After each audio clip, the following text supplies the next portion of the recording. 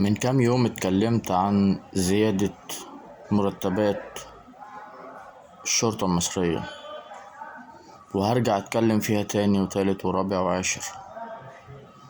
الناس دي بتتعب جدا عشان امن وامانة، لازم تاخد مرتبات كويسة، وخاصة في ظل الظروف اللي احنا فيها.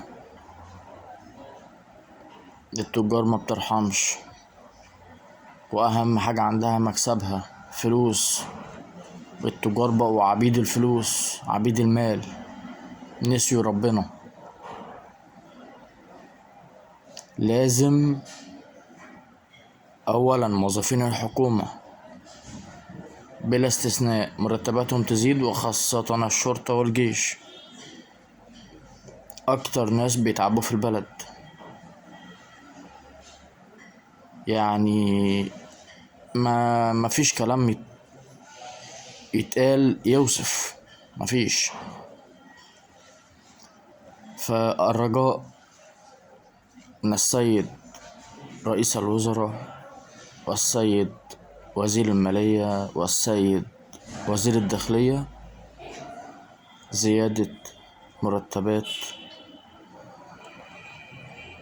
ضباط الشرطة وأمناء الشرطة وضباط الجيش. الناس دي أكتر ناس في البلد بتتعب بجد عشان أمن وأمان، يبقى لازم ياخدوا حقه.